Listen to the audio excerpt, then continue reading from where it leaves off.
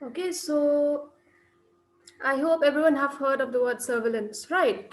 So whenever actually we say health surveillance is like a continuous observation, okay, of a particular community or it can be a particular family, okay, where there is any suspected cases of any infectious disease, so that by doing this, okay, so we can get a brief information about the particular disease, right? What are the things that needs to be done, what are the resources that needs to be ready, so it helps in the future decision making as well as planning of any health services, okay.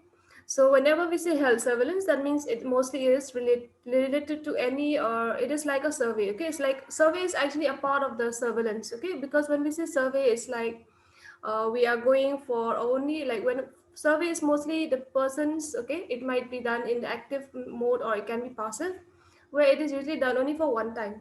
But when we say surveillance means we have there is a continuous monitoring, okay, and also there will be time to time, okay, repetition of monitoring or survey will be done, okay. So that is usually done in case of health surveillance, and it is actually very important, okay, even during if you even this in this situation of coronavirus pandemic, right? So time to time, okay, people are conducting surveillance to know what is the nature of the disease of COVID, right?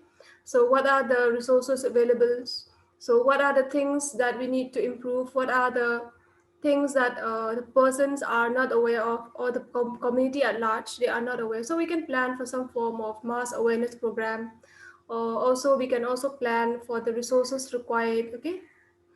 So all this actually we can do it with the help of health surveillance, okay. So it is a very important part of community health, okay. So when we say serve, okay, so surveillance, so serve means from above and villa means to watch, okay. So that's why whenever we do any form of surveillance, we are continuously going, or it can be in the form of passive, okay. So whenever we say active means surveillance and passive surveillance, okay, these are the two main methods like where we can get the information. So actively when we say means we are directly going, suppose some health workers they will go and visit some particular houses suspected, okay, with their when there is any suspected outbreak of any infection, they might directly go and visit a particular house for investigation, okay. So that comes under your active surveillance. When we say passive means we are not going to directly go to the particular home visit, okay, or to the particular area or field, but we will get information from certain hospitals, okay, certain dispensaries or health centers. So that is the meaning of passive surveillance, okay. So actively means you're going directly and taking and doing the surveillance, but when we say passive means you'll just go and collect the information from the health centers, hospital, dispensaries. So these are the ways how we can do the surveillance. So these also in more in detail I'll be explaining later. But just remember when we say surveillance means that is a form of continuous observation. Okay.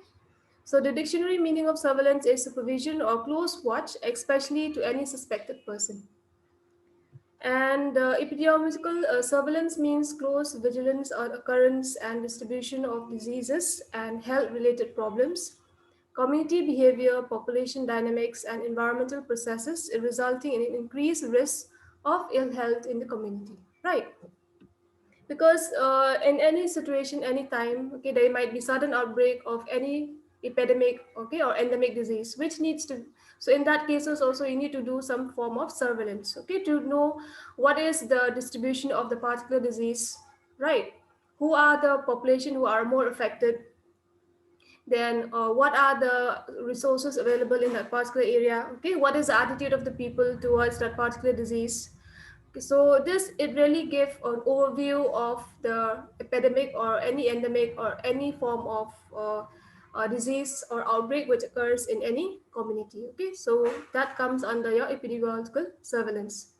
So it involves identification of missed and suspected cases and contacts, their confirmations by laboratory investigations, identifying the source of infection and channels of transmission. So overall, we are trying to make sure that whoever people, okay, who are any suspected cases, so all needs to be tracked down, okay, so that you will know what is the condition of that individual, particular individual or particular community where the certain outbreak is occurring, okay. So you have to keep on track, you have to keep a track of those community especially, okay. If any blood investigation confirmation is required, then you need to do it immediately. Okay, so some laboratory investigation or any method where we can diagnose that particular people suspected individual, right?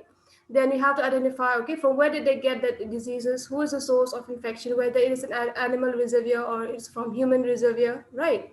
And how does it transmit, whether it is droplet or it is an airborne infection, or whether it is through fecal oral routes. Means all those we have to, we can get all this information actually with the help of the surveillance. Okay, so when we say health surveillance, actually it is a systematic process because there are various methods that we need to follow. Okay, whenever we are planning to do any form of health surveillance, we cannot just briefly go and, right. We have to be very much prepared, right?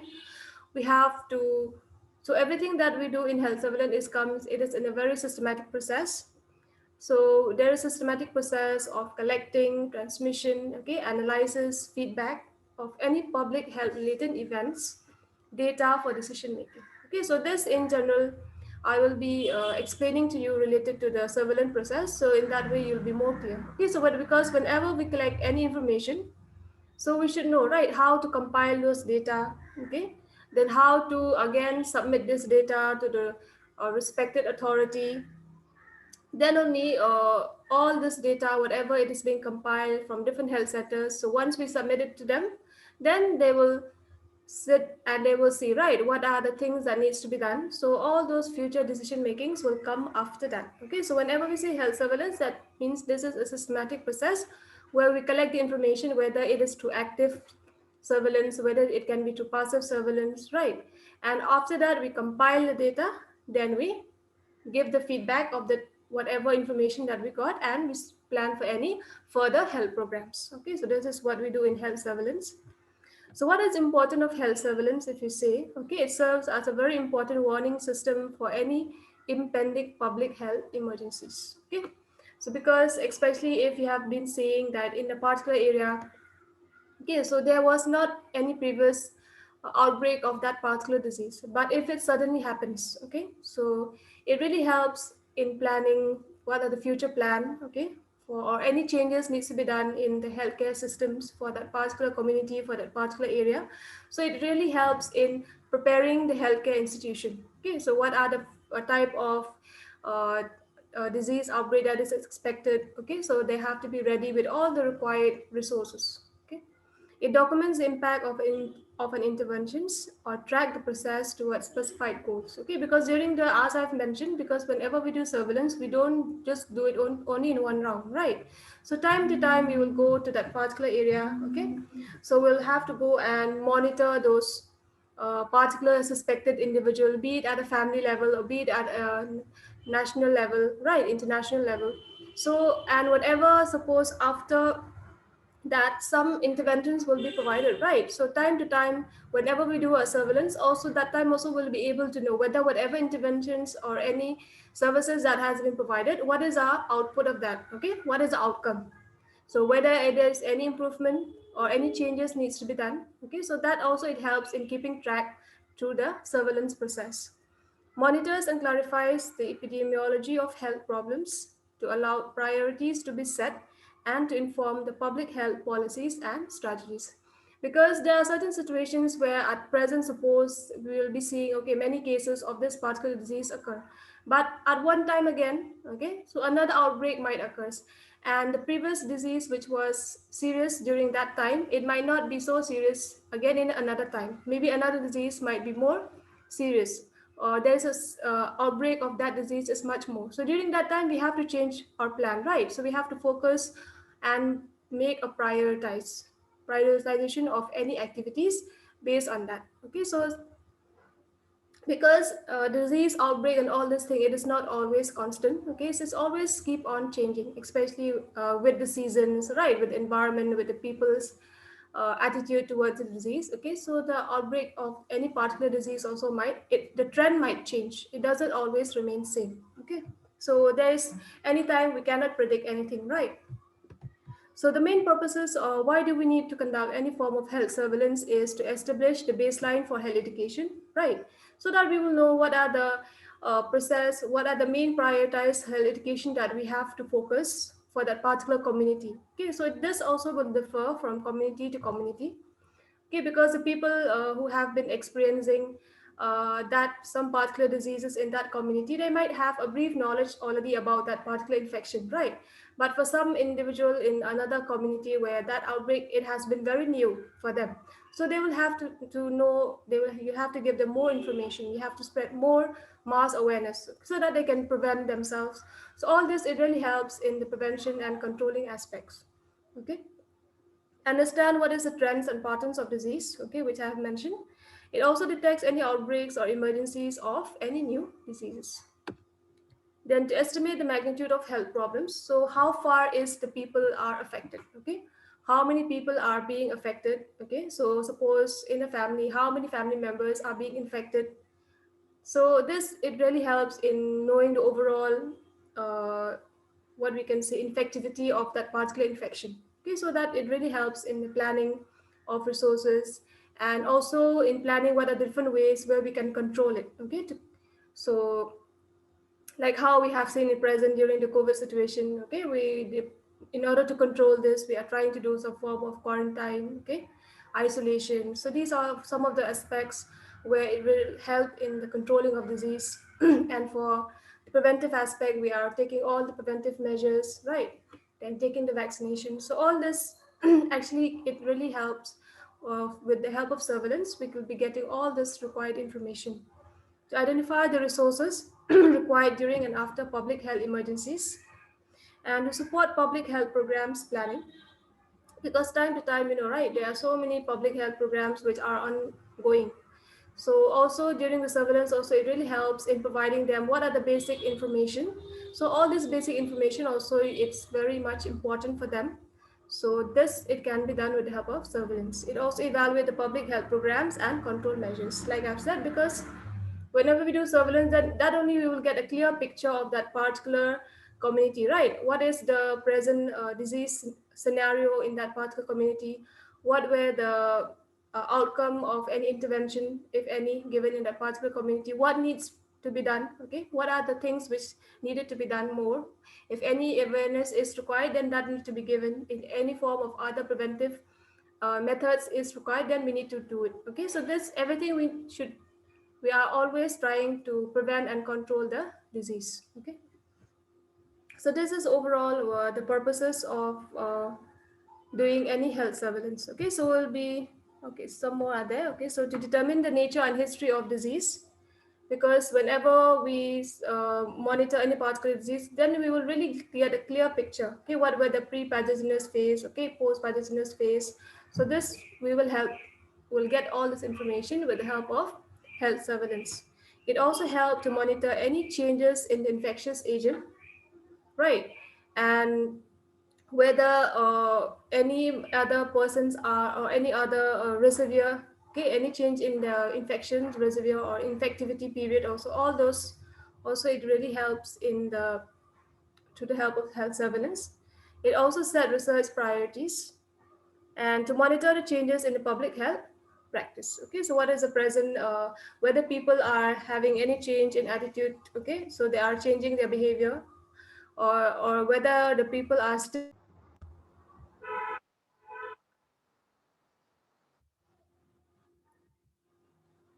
Okay, so these are the overall purposes of why we need to do any form of health surveillance. So next we will move with the, okay, so this is whatever I have been mentioning. Whenever we perform any health surveillance, first of all, we'll collect, right? Collect and transmit the data means once we collect the data, we need to give it, submit it to the concerned authority, okay? Or a certain health institution where after you collect, after compiling, you have to submit it to them, and then after that they will analyze the data, right? Then they will provide what are the feedback information, so what are the planning needs to be done, what are the future decision making, okay, if any changes, if any addition of any resources required, what are the activities needs to be done, so that will be provided in the feedback. And after that they will, after planning all those, they will make a decision, then they will initiate the plan. Okay, so this is overall how the planning, sorry, the surveillance process usually takes place. So this we'll be discussing in details later. So when we say about the types of health surveillance, usually we have the four types, okay, coming from the grassroots level to the international level, right? So the first level is called as the individual or the family surveillance. We have the community or the local population surveillance. They are national and international. So this, I think, it is already self understandable, right? We can understand. So whenever we say individual, that means we are doing the surveillance for any particular individual in any particular family. Okay, if they are suspected of any infection, so that is comes under individual surveillance. Community means we are doing the surveillance for a particular community. Okay, when there is any suspicion of any particular disease outbreak, so that comes under the community surveillance. National means obviously we will do it at a national level, right? Like at present, we have this COVID-19 scenario, right? So this is a pandemic, but still at the national level also we need to perform some surveillance. So that comes under the national. Then international surveillance. Also, I can give you the same example of COVID, right? How at present, because of the COVID scenario, it affects so many countries. So it's like a pandemic situation, right? So during this time also, we are doing this international surveillance.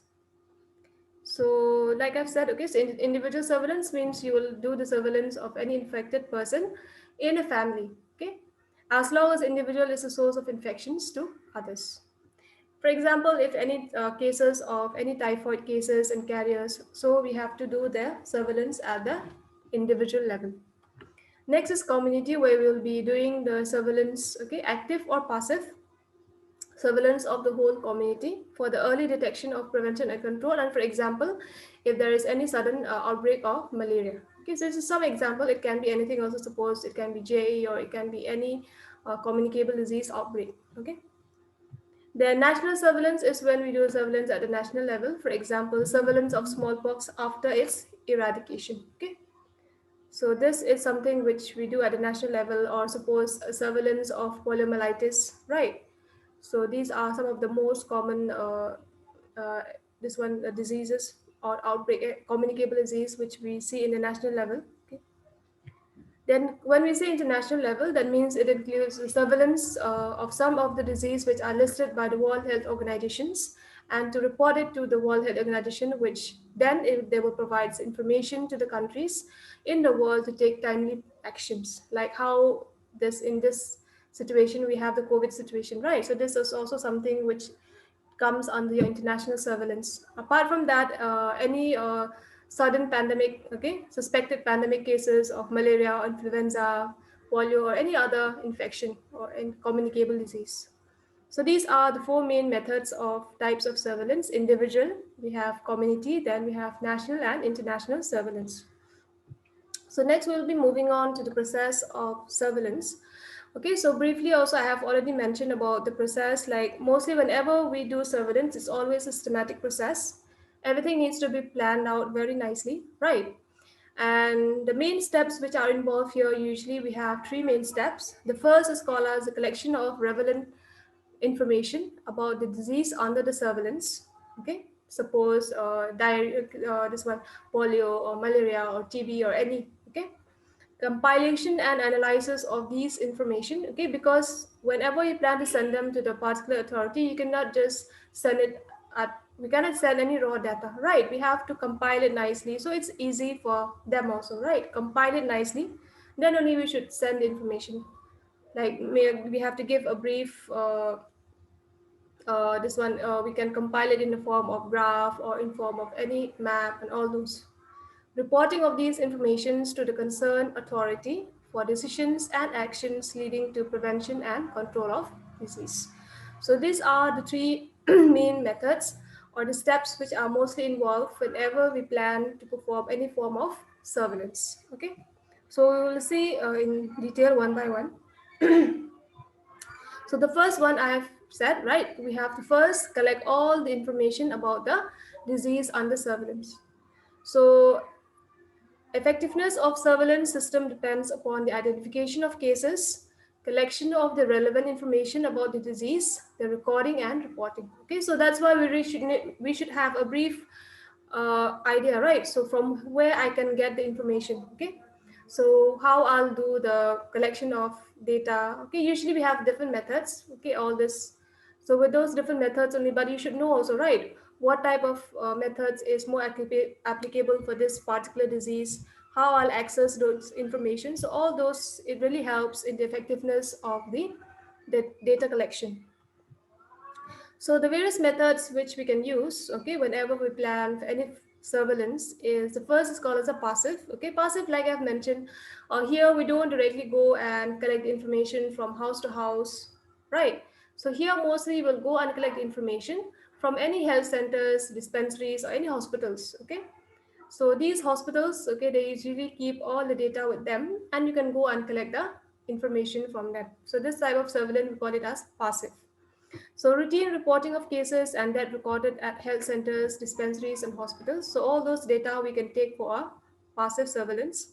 From this record daily, weekly, monthly, and yearly reports of the disease occurred and reported at a center are prepared. So this compilation also, it depends if you can prepare, okay, you can collect it the information either daily, weekly, monthly, or even yearly. Okay, so all this we will prepare the data. Based on all this information, we will prepare a report. Routine reporting helps make assessment of frequency and distribution of disease by age, sex, area, and time. Reports are sent to the district and the state health authorities. Okay, so and the process of recording of cases under the routine reporting system is called as a passive surveillance. All the institutions are required to maintain a record of cases reported in their OPDs and clinics. So in that way, it's easy for the person also collecting the data. So easily they can go to any health centers or any hospitals or dispensaries and they can get the required information. Okay, so this is actually one sample of the recording format which we can practice, okay, in any health centers or hospitals or any dispensaries. So here we have the daily recording of cases in the OPD in the health centers. So we have the number, okay, monthly number, yearly, okay, then what is the name, age, sex, address, diagnosis, the date of onset, remarks. So with the help of all this also, okay, so these are all suppose in that particular OPD. So these are the number of patients they have seen, okay, and the type of diagnosis or suspected cases. So with the help of all this also, it really helps in getting the information. Then when we say active surveillance, that means it usually here the health workers directly they will be going, okay, to the community or to the particular family and they will be doing the surveillance. So it means actively looking for those particular types of cases which have not been recorded under the routine system. Okay, routine system means that one only which I've shown just now. Active surveillance is done by the health workers and the community people. Okay, so we can even involve the community leaders or any even the some active community people from that particular community. So they can really help in the surveillance process. For example, surveillance of malaria or tuberculosis or any malaria or any tuberculosis cases. It should be or, okay, not of. Surveillance of malaria or tuberculosis case. So in these cases, we can involve the health. Okay, we can. So obviously, the ASHA will be involved. The particular health workers, okay, working in that particular location will be involved. Then, other than that, we can even involve the some of the community people. Okay, so they all can actively participate in the active surveillance. Then epidemiological investigations also comes from here. Also, we'll be getting some few information for our surveillance. So epidemiological investigation are usually done when there is occurrence of more than usual numbers of cases in a particular time period, when there is sudden outbreak of any disease, and when a communicable disease which have never occurred before but it has occurred now. Okay, so during that time, it really calls for a very emergency form of surveillance, right? So we need to do it immediately so that we can control it before it goes out of hand. We need to control that particular disease, right?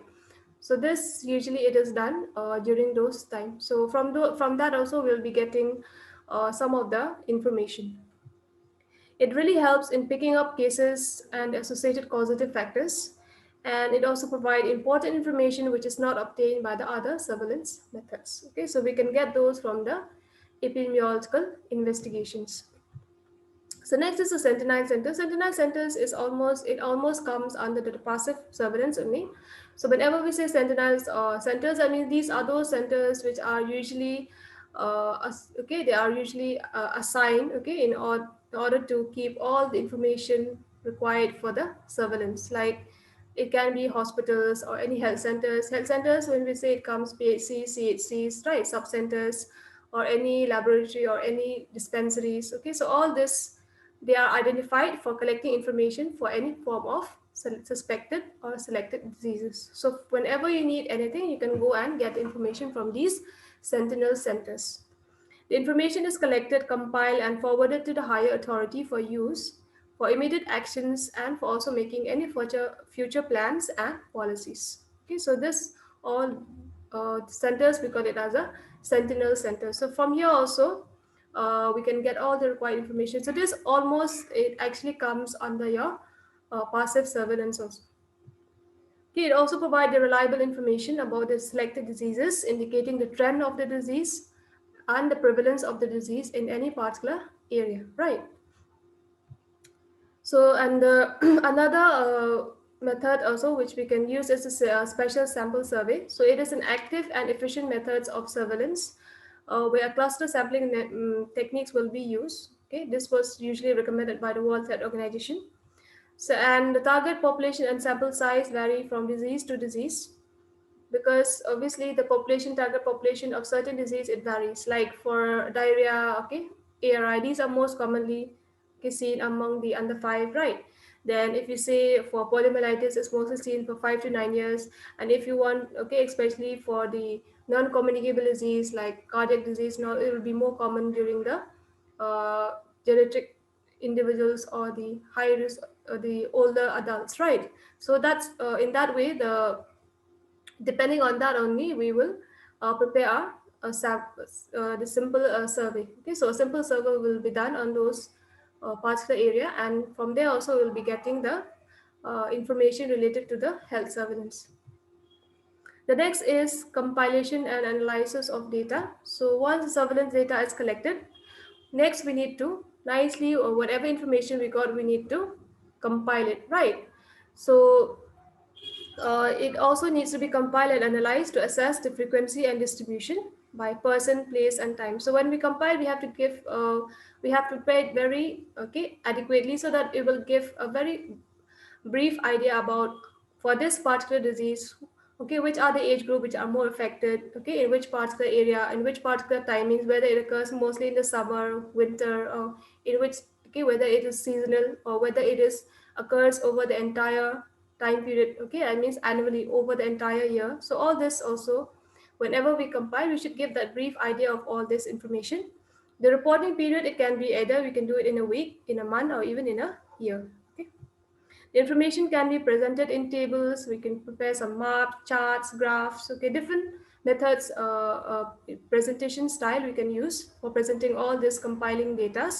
It really helps in determining the pattern of the occurrence of the disease and whether there is any decrease or increase in the number of cases, especially in the graph. In one way, in one go only, you'll be able to get a brief idea about a particular disease, right? What is a trend? Okay, whether it is increasing, decreasing, or whether it remains same. Then the next is reporting of data and providing the feedback. So once the data is ready and compiled, okay, we will send it further to the particular authority, concerned authority. And the report is sent regularly for each reporting period. Okay, so, and the report should be complete. Okay, you should not give any incomplete information. And if suppose if there is no information or if there's anything, which then you just send it in that way. Okay, you should not add any extra information. Everything should be factual basis, information should be provided. And if some information is missed, you can give it in the next report. Okay, so you can give a note, okay, then you can give it in the next reporting period. And if any further investigations are done during the period, or if any action is taken or going to be taken, that also it needs to be reported. And feedback should be given to all the members of the health team as how to use the data which are collected by them, okay, and reported to regular meetings and when desired by anyone. So time to time meetings should be there, so that we will teach them how to collect the data, how to compile, right? How to use, because after that again there will be some information of for future plans. All those also need to be uh, disseminated to them. Okay, all this information. Okay, so this is actually overall about the health surveillance.